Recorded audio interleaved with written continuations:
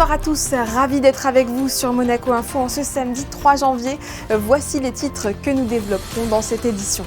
On ne pouvait pas rêver mieux, on démarre ce premier week-end de l'année sous le soleil, même si les températures sont fraîches. Vous êtes nombreux à profiter des terrasses et même de la plage avant la reprise ce lundi. Qui dit janvier dit premier gros événement en principauté, le Festival international du cirque de Monte-Carlo approche. Que nous réserve cette 48e édition? Urs Pils, le directeur artistique, nous dévoilera le programme.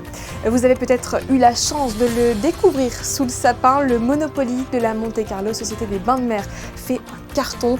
Dans un reportage, vous découvrirez ce jeu collector. Et puis comment se remettre en forme après les excès des fêtes et bien commencer l'année? La coach sport et bien-être Alexia Cornu sera notre second invitée. Nous ouvrons donc ce journal sur la plage du Larvotto qui voit défiler de nombreux chanceux venus profiter du soleil éclatant de ce premier week-end de janvier. Les plus courageux s'offrent même une baignade, un avant-goût d'été au cœur de l'hiver. Théo Schumer et Camille Caloni. On ne pouvait pas rêver mieux pour bien commencer l'année. Du beau temps et surtout 15 degrés à l'ombre, soit plus de 20 degrés au soleil. Alors c'est tout naturellement qu'on se déleste de son manteau pour faire le plein de vitamine D. Que demander de plus? On est là aussi en week-end. J'ai amené un pote voir le match Monaco-Lyon. Et on va profiter de cette belle journée. Qu'est-ce que vous allez faire avant le match? On va aller trouver un resto. On va aller manger au bord de mer, je pense. Et après, on va aller se balader un peu dans les rues avant d'aller au stade Louis II. Si prendre du bon temps fait aussi partie de vos résolutions, là où on peut très bien le constater, c'est ici, en terrasse. Au Larvotto, elles sont pleines et ce ne sont pas des plats d'hiver qu'on trouve dans vos assiettes, bien au contraire. On mange un petit panini, on est au soleil, on apprécie le soleil parce qu'on repart aujourd'hui dans la neige. Ces touristes étaient venus à Monaco spécialement pour le Nouvel An. On comprend pourquoi quand on sait que la nuit de la Saint-Sylvestre a été la plus froide en France depuis près de 30 ans. Monaco peut se targuer d'avoir échappé à ce sort. Alors en ce 3 janvier, premier samedi de l'année, d'autres touristes prolongent un peu leurs vacances. Ce couple vient aussi de la montagne avec ses enfants. Il fait très très beau ici à Monaco, il fait chaud. On met les pieds dans l'eau avec les filles, on en profite. Surtout que nous, on vient de la montagne, alors il fait négatif, donc on est très très content de démarrer l'année ici. Vous venez d'où? On vient vers Aix-les-Bains en Savoie. Oui, d'accord. Voilà. Non, c'est pas le même temps là, donc vous devez bien profiter. Donc là, on en profite bien et on démarre très très bien l'année. Les filles sont très très contentes, je crois. Pour autant, la petite famille n'a pas prévu de tremper plus que les pieds. Un peu plus loin sur la plage, monsieur non plus n'avait pas prévu de se baigner. C'est un beau temps et je peux passer un bon week-end ici à Monaco. Vous allez vous baigner? Aujourd'hui non, mais je me baignais au 1er de janvier. Un peu, 10 minutes seulement. Finalement aujourd'hui, il se laissera tenter sans la moindre contrainte. Vous êtes sûr que vous voulez pas aller vous baigner? On vous filme? Je peux essayer si vous voulez. Allez-y, on vous regarde. Oui. L'eau à 16 degrés n'aura pas fait rechigner notre ami. La météo s'annonce encore très douce pour les prochains jours. Il pourra même y retourner demain. De quoi commencer l'année en beauté, en principauté. Quels artistes, quels animaux allons-nous applaudir sous le chapiteau de Fontvieille dès le 16 janvier prochain? Le directeur artistique du Festival international du cirque de Monte-Carlo est avec nous pour lever le voile sur la programmation. Bonsoir Urs Pils. Bonsoir. Comme chaque année, des grands artistes issus des plus grandes écoles et compagnies internationales seront réunis à Monaco et ils offriront des performances inédites. Quels sont les numéros les plus marquants du programme? Oui, alors, comme l'année dernière, on a eu le Festival des records.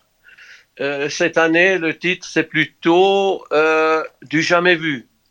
Ça veut dire des numéros parfois inédits et parfois avec des exercices de jamais vus. Alors, par exemple, si vous voulez, je peux vous citer quelques exemples. Oui, volontiers. Alors, par exemple, nous avons une dame d'Australie, Lucky Hell, qui est avaleuse d'épées. Et elle avale les épées et en même temps, elle fait des exercices aériens. Elle est dans l'air, elle est sous la coupole du cirque et en même temps, elle avale des épées. Alors ça, c'est déjà quelque chose de quand même assez extraordinaire. De plus, il y a des numéros comme par exemple le trapèze volant de la troupe de Fuentes Gasca, où il y a un voltigeur qui tente pour le festival d'avoir le saut qui s'appelle le quadruple, mais l'édition 2000, ça veut dire il est arrivé déjà là actuellement à 1900 et quelques sauts périlleux, quadruples, et il tâchera de réaliser le numéro 2000 de ces sauts. Alors, ça sera quelque chose de très extraordinaire aussi. Et naturellement, dans la programmation, il y a aussi un peu de l'intelligence artificielle par un artiste qui aime les robots et qui travaille un numéro de main à main, et son partenaire, c'est un robot. Alors, assez intéressant aussi le développement dans l'artistique dans ce sens. Et naturellement, il ne manque pas les animaux. Nous avons là aussi quelque chose du jamais vu. Le numéro s'appelle La Poste. Bon, dans le passé, on a eu plusieurs numéros de La Poste, mais cette année, c'est une jeune dame de 20 ans qui se pose sur 2 chevaux, et il y a une vingtaine de chevaux qui passent en dessous d'elle, et en plus, il y a aussi des cavaletti, ça veut dire des petits obstacles en piste où tous ces chevaux sautent au-dessus de ces obstacles, quelque chose de nouveau, de spécial et du jamais vu. En parallèle se déroulera la 13e édition du concours New Generation. À quoi faut-il s'attendre cette année ? Et cette année, comme il y a quelques années, nous avons intégré les artistes de New Generation dans le grand festival pour leur donner vraiment une plateforme internationale avec un grand public. Ça les encourage et de pouvoir se présenter dans ce cadre. Et là, cette année, nous avons un jeune homme de Hongrie qui fait du rolla rolla. Là aussi, déjà, c'est presque sous le titre des records, parce que c'est très rare d'avoir une table où il se présente si haute avec des rolla rolla de 5 différentes directions. Ça, c'est quelque chose d'extraordinaire. Un jeune garçon de 19 ans en New Generation. Après, nous avons la visite de 2 jeunes artistes d'Argentine qui font un trapèze, numéro de trapèze, mais humoristique.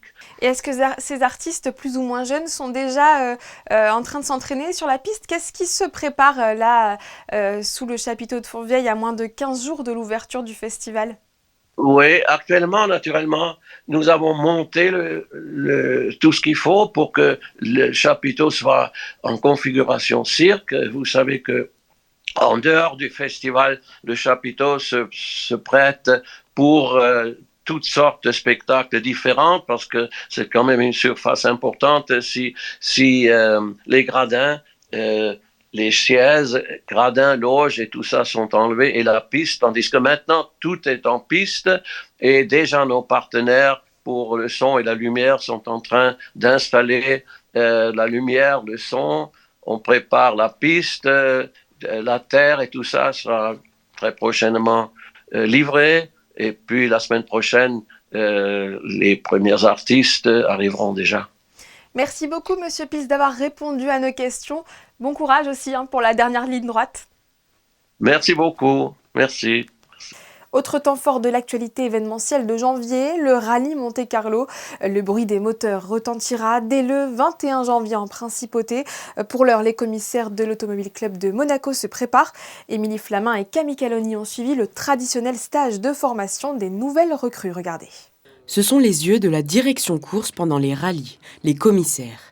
Et chaque année, les nouvelles recrues se retrouvent sur le terrain pour un test grandeur nature après des mois de théorie. Aujourd'hui, dans cette partie-là, on va s'assurer que ce qui a été enseigné au cours de nos formations théoriques pratiques a été complètement assimilé et qui vont être capables en fait de restituer lors de scénarios qui ont été au préalable définis par la commission formation, savoir agir, s'adapter et surtout réussir complètement cette formation.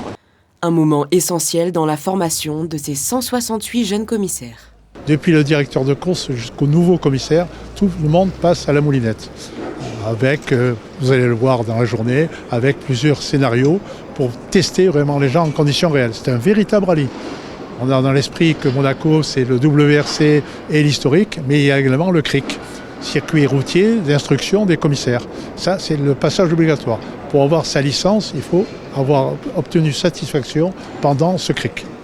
Eux aussi sont aux aguets. Dans leur tour de contrôle, les équipes de la direction course suivent en direct ce rallye derrière leurs écrans. C'est une direction course avec moi qui contrôle l'ensemble des opérations et des adjoints qui sont dédiés à chaque épreuve spéciale et qui peuvent envoyer les moyens, transmettre les bonnes informations aux personnes sur site et répondre au plus vite en cas de problème. Au total, ce sont 210 commissaires qui seront sur le qui-vive les 22 et 25 janvier prochains. Et le départ du rallye sera retransmis en direct sur notre antenne le 22 janvier. À vos CV, la Société des Bains de Mer organise cette traditionnelle journée de recrutement dans une dizaine de jours le mercredi 14 janvier. Au One Monte Carlo, les professionnels de l'hôtel Hermitage, du casino ou encore des thermes marins seront présents pour dénicher les perles rares qui rejoindront le groupe notamment cet été. Les secteurs concernés, tous ou presque, cuisine, conciergerie, bien-être, l'entrée est gratuite et sans réservation préalable. Les débutants peuvent tenter leur chance. Ce sont des produits SBM justement et ils se sont vendus comme des petits pains à Noël. Les Monopoly du resort monégasque fascinent les fans de jeux et les amoureux de Monaco. Ici, pas d'avenue de la Paix ou des Champs-Élysées, mais l'hôtel de Paris ou le square Beaumarchais. Frédéric Elion et Jean-Alexandre Dordet. C'est un jeu de société qui parle à toutes les générations. Vous avez forcément déjà joué en famille ou entre amis au Monopoly. Le célèbre jeu de chez Hasbro a désormais une version monégasque, le Monopoly Monte Carlo Société des Bains de Mer. Le projet est né en décembre 2024. On a voulu vraiment raconter l'histoire du groupe. Donc vous allez retrouver tous nos lieux iconiques, les hôtels, les grands salons iconiques de ces hôtels, les restaurants également signature de notre groupe, les bars également, mais aussi vous allez retrouver certains lieux emblématiques du quartier Monte Carlo, donc le square Beaumarchais, etc. Donc ça c'est sur le plateau qui a été dessiné avec chaque case dessinée par Jean-Benoît Héron. Vous n'allez pas retrouver la carte caisse de communauté, mais ça sera la carte expérience que les clients vont pouvoir vivre en venant séjourner chez nous. Les pions ont aussi été modifiés, pas de brouettes, de chaussures ou de dés, mais des pions Formule 1, balle de la rose, jumping ou cirque. Une monnaie a été créée avec des billets Monte Carlo, mais quid des traditionnelles maisons et hôtels quand on a le monopole ? On ne pouvait pas acheter un hôtel à l'hôtel de Paris, donc on a essayé de parler avec un élément commun sur l'ensemble de nos établissements. Ça peut être la clé du coffre-fort du casino, ça peut être la clé des concierges clé d'or. Donc la maison sera une clé argent et les hôtels seront les clés d'or de nos concierges. Depuis sa mise en vente il y a 15 jours, ce Monopoly SBM affole les compteurs. Cette édition limitée a été éditée à 3000 exemplaires. On a reçu une première livraison de 1500 pièces début décembre, donc la semaine du 5 décembre. On a mis en vente le 8, on a tout vendu en 2 jours. Une deuxième livraison est prévue pour la mi-janvier. Une bonne partie a déjà été prévendue, mais il en reste encore. Et bonne nouvelle pour les adeptes de jeux de société, un nouveau jeu SBM sortira en décembre 2026. Le suspense reste entier. En attendant, vous trouverez un tas d'autres jeux de société à la nouvelle médiathèque Caroline. Moderne, spacieuse, elle reçoit depuis son inauguration par la famille princière début décembre, petits et grands, dans ses locaux flambant neufs. Visite guidée signée Fabien Bonilla et Jean-Alexandre Dordet. Tout proche du collège Charles III, dans un bâtiment qui ressemble à un navire, la médiathèque Caroline regroupe désormais en un seul lieu la bibliothèque, la vidéothèque, la sonothèque, la bibliothèque jeunesse et la ludothèque, dans un espace moderne, convivial et lumineux. Ce projet est conçu pour tous les publics, pour tous les âges, au service de la connaissance, du lien social et de la créativité. C'est un lieu magnifique. Quand vous avez fait la visite vous-même, personne ne disait un mot. Quand même, les gens étaient un peu subjugués. Et notamment, quand on arrive sur la proue, on a l'impression que c'est vraiment un livre ouvert sur la ville. Tout est réuni. Tout est réuni, tout le confort, toute l'harmonie, toute l'organisation. Vraiment, je remercie les équipes parce qu'elles ont travaillé énormément pour arriver à ce résultat. Il y a des espaces un petit peu pour tout le monde. Donc, on peut un espace pour les tout petits, les 0-3 ans. Un espace, bien sûr, pour la jeunesse, avec des cabanes qui, j'espère, vont les inciter à aller lire à l'intérieur ou tout simplement à rêver. Un espace pour les adolescents, avec vraiment des collections dédiées et du jeu vidéo aussi. On a une salle de travail, de silence pour les étudiants ou les chercheurs. On a un auditorium magnifique de 120 places qui va nous permettre de proposer notre programmation culturelle dans de très bonnes conditions. Et puis énormément de coins, recoins au fil de nos collections où les gens vont, j'espère, s'approprier, trouver un endroit qui leur convient. Donc des assises différentes, des tables de travail, voilà un petit peu. Et puis on a la chance d'avoir un bâtiment avec une lumière qui est extraordinaire. Ouverte à tous et gratuite, cette nouvelle médiathèque en quelques chiffres. La surface totale, 2500 m², 118 places dans l'auditorium, 200 000 documents tous supports confondus, 36 personnes au sein de l'équipe, 80 places assises et plus de 39 heures d'ouverture au public.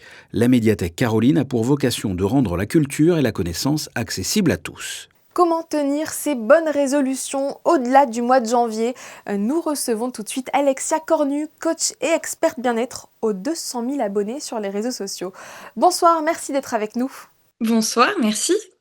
Comme chaque début d'année, on se fixe un tas de bonnes résolutions qu'on ne parvient pas à tenir la plupart du temps.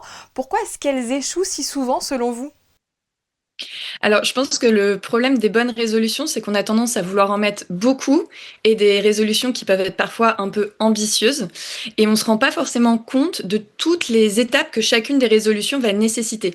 Et donc, vu qu'on a plein de résolutions en même temps, avec plein d'étapes qu'on a sous-estimées, dès qu'il y a un petit grain de sable dans la machine et qu'il y a quelque chose qui ne va pas comme prévu, vu qu'on a mis tout dans le même panier, en fait, on abandonne. C'est un peu, puisque j'y arrive pas, foutu pour foutu, j'arrête tout. Qu'est-ce qu'il faudrait faire alors? Plutôt les écrire et détailler les étapes? Exactement. L'idée, c'est d'abord de les écrire, ensuite de les organiser par priorité, de se dire j'aimerais tout mettre en place évidemment, mais va falloir que quand même que je choisisse quelles sont les choses qui sont les plus importantes pour moi. Et ensuite, une fois qu'on les a priorisées, de bien aller tirer chacune des étapes que chacune des résolutions va nécessiter. Par exemple, si on veut se remettre à la course à pied, on va pas du jour au lendemain courir 10 km. Ça va être au début, apprendre à faire un peu de fractionner, remettre en place par exemple la marche et la course à pied, mais très progressivement. Donc commencer par 10 minutes où je trottine, je marche, je trottine, je marche. Et puis petit à petit, avoir les accessoires appropriés pour pas se faire mal. Et puis augmenter ensuite progressivement la quantité d'entraînement. Et peu importe finalement l'objectif qu'on va choisir, c'est vraiment commencer par quelque chose qui est très petit au début, qui paraît vraiment faisable. Et puis ensuite, une fois qu'on a remis en place une routine pour faire ce qui paraît faisable, c'est beaucoup plus facile d'augmenter la difficulté plutôt que tout de suite partir sur quelque chose de compliqué. Et comment rester motivé sur la durée? Parce que c'est ça qui est compliqué souvent. Ouais, complètement. Ce qui est très important, c'est d'avoir un tracker où on va inscrire chacune des petites étapes et où on va pouvoir soit surligner, soit mettre une croix, soit en tout cas pouvoir vraiment se rendre compte de notre avancée. Parce qu'en fait, le cerveau, il a tendance à toujours voir ce qui manque. Et donc se dire je suis pas encore à tel niveau, j'arrive pas encore à faire ci, j'arrive pas encore à faire ça. Il a du mal à voir ce qu'il a déjà mis en place, ce qu'il a déjà accompli. Et le meilleur moyen de rester motivé, c'est vraiment de pouvoir se rendre compte du chemin déjà parcouru. Moi, ce que je recommande, c'est vraiment cet objectif principal, lui mettre plein d'étapes intermédiaires qu'on puisse facilement cocher, par exemple, et ensuite de pouvoir, à chaque fois qu'on a franchi une petite étape, mettre « Ah bah voilà, j'en suis là, pour dans les jours où on est moins motivé, de pouvoir avoir sous le nez les étapes qui restent, mais aussi celles qui ont déjà été franchies. Voilà, pour s'encourager. Vous accompagnez beaucoup de femmes, elles manquent souvent de temps. Comment, dans ce cas, améliorer sa forme et aussi son bien-être ? Encore une fois, commencer très petit. On a tendance à se dire, si je fais pas beaucoup, ça marchera pas. Moi, j'ai beaucoup de femmes qui me disent, mais je vais pas faire 10 minutes, ça sert à rien. Et donc, du coup, elles font jamais rien. Alors que finalement, si 10 minutes tous les jours, ça fait 70 minutes dans la semaine. Et 70 minutes dans la semaine, c'est pas rien.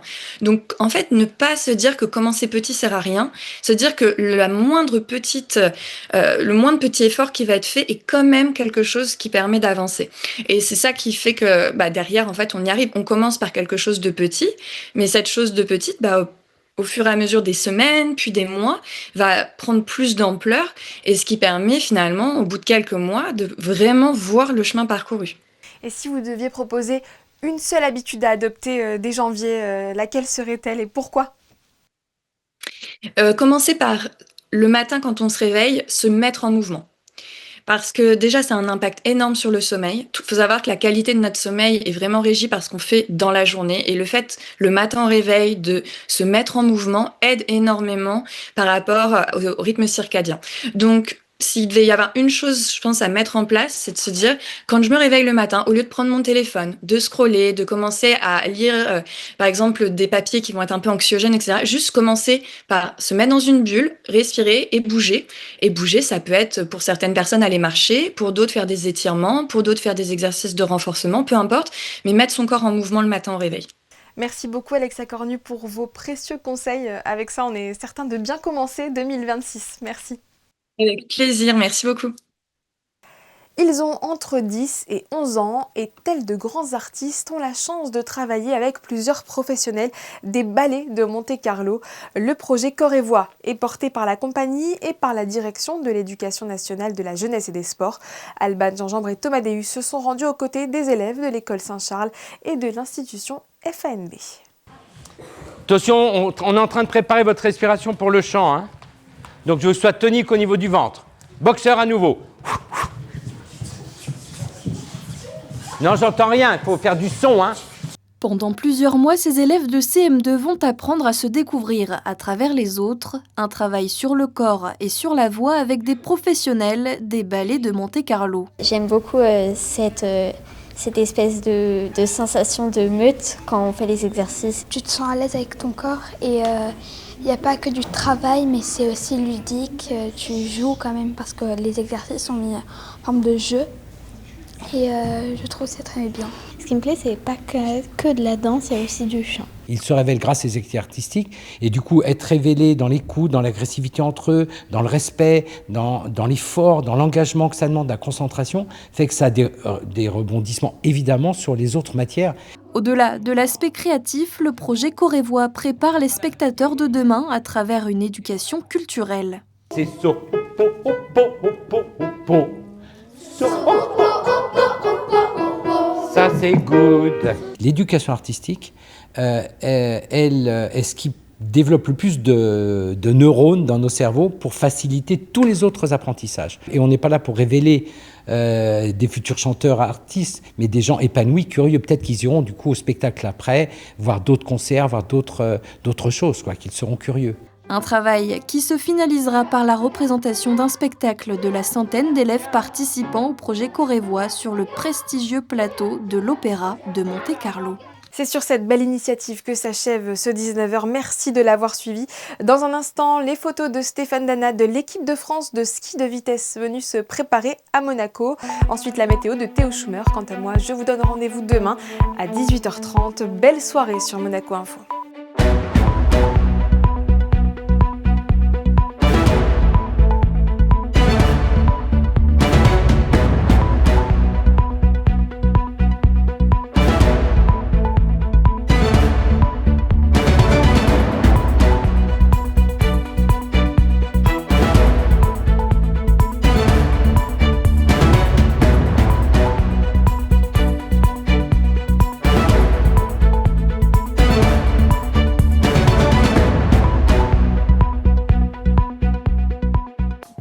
Retrouvez la météo avec Suisse Courtage, le spécialiste de l'assurance à Monaco depuis plus de 35 ans. Notre expertise à votre service.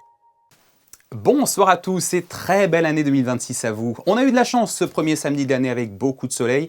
On va essayer d'en garder un peu demain, mais je ne vous promets rien. Les prévisions nous annoncent un ciel un peu voilé pour la matinée de demain. On retrouvera en revanche probablement quelques éclaircies l'après-midi, mais accompagnées d'une petite brise qui va rafraîchir l'atmosphère. À ce propos, les températures seront un poil plus fraîches qu'aujourd'hui, 9 degrés le matin et jusqu'à 12 degrés maximum au plus fort de la journée. Demain dimanche 4 janvier, nous fêterons les Angèles, mais aussi l'Épiphanie, fête chrétienne que l'on célèbre habituellement le 6 janvier ou le premier dimanche après le 1er janvier. Donc cette année, ce sera demain dimanche. Chez les chrétiens, on commémore la manifestation ou apparition de Jésus-Christ au monde, symbolisée par la visite des rois mages à Bethléem pour lui offrir des présents. Et bien sûr, c'est le top départ pour le partage de la fameuse galette des rois avec la fève, qui peut-être vous couronnera roi ou reine cette année. On vous le souhaite. Allez, belle soirée avec nous et à demain. C'était la météo avec Suisse Courtage, le spécialiste de l'assurance à Monaco depuis plus de 35 ans. Notre expertise à votre service.